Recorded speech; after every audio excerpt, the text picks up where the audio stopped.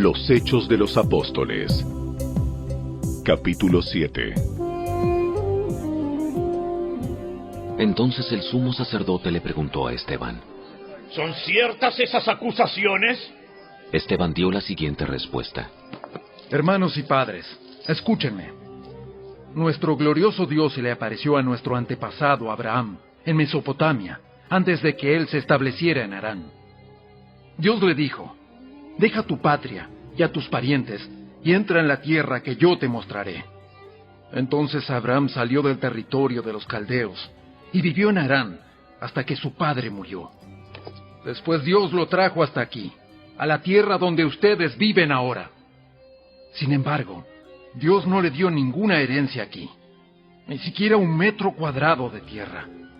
Pero Dios sí le prometió que algún día toda la tierra les pertenecería a Abraham y a sus descendientes, aun cuando él todavía no tenía hijos. Dios también le dijo que sus descendientes vivirían en una tierra extranjera, donde serían oprimidos como esclavos durante 400 años. Pero yo castigaré a la nación que los esclavice, dijo Dios, y al final saldrán de allí y me adorarán en este lugar. En aquel entonces, Dios también le dio a Abraham el pacto de la circuncisión. Así que cuando nació su hijo Isaac, Abraham lo circuncidó al 8º día. Y esa práctica continuó cuando Isaac fue padre de Jacob, y cuando Jacob fue padre de los 12 patriarcas de la nación israelita. Estos patriarcas tuvieron envidia de su hermano José, y lo vendieron para que fuera esclavo en Egipto. Pero Dios estaba con él, y lo rescató de todas sus dificultades.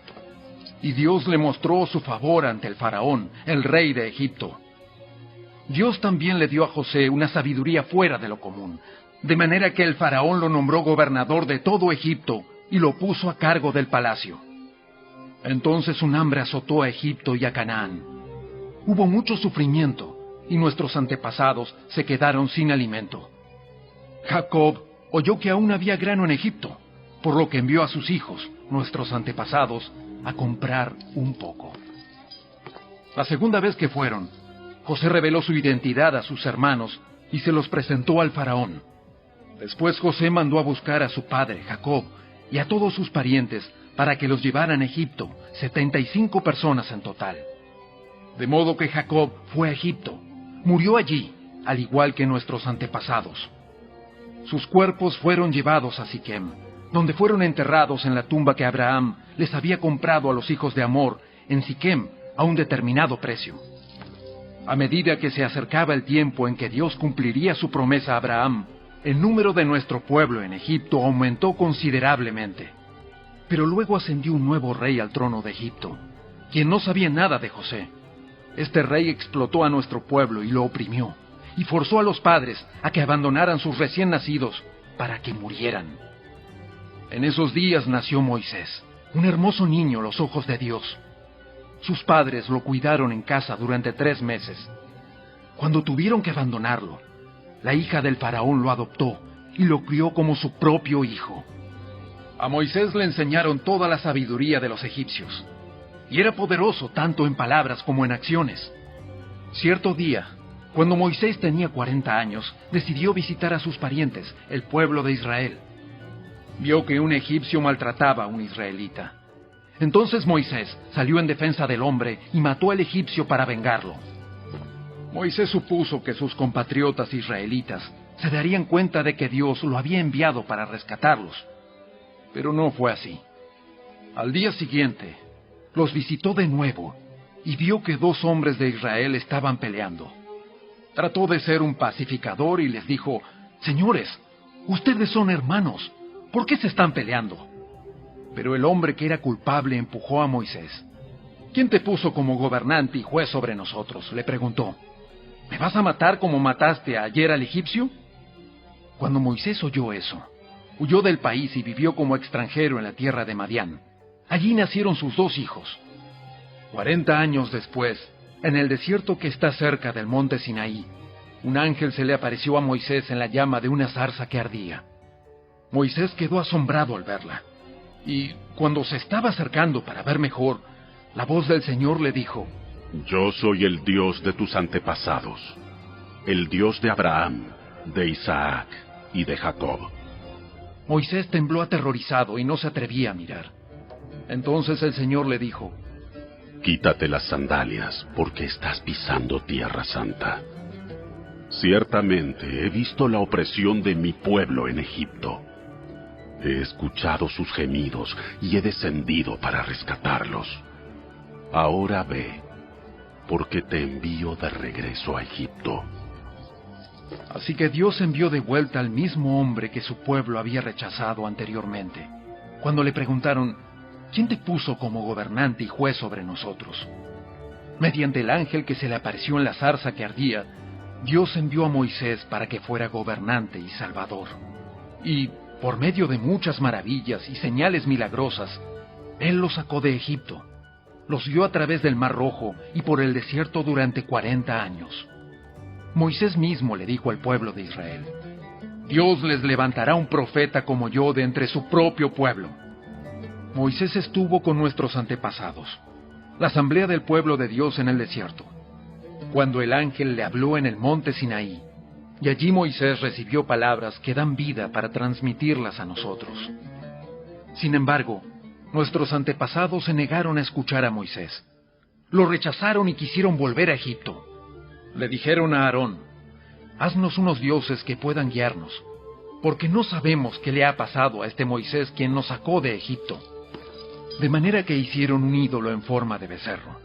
Le ofrecieron sacrificios y festejaron ese objeto que habían hecho. Entonces Dios se apartó de ellos y los abandonó, para que recibieran a las estrellas del cielo como sus dioses. En el libro de los profetas está escrito: Israel, ¿acaso era a mí a quien traía sacrificios y ofrendas durante estos 40 años en el desierto? No, llevabas a tus dioses paganos, el santuario de Moloc, la estrella de tu dios Refán, y las imágenes que hiciste a fin de rendirles culto. Por lo tanto, te mandaré al destierro, tan lejos como Babilonia. Nuestros antepasados llevaron el tabernáculo con ellos a través del desierto. Lo construyeron según el plan que Dios le había mostrado a Moisés. Años después, cuando Josué dirigió a nuestros antepasados en las batallas contra las naciones que Dios expulsó de esta tierra, el tabernáculo fue llevado con ellos al nuevo territorio y permaneció allí hasta los tiempos del rey David. David obtuvo el favor de Dios y pidió tener el privilegio de construir un templo permanente para el Dios de Jacob, pero fue Salomón quien lo construyó.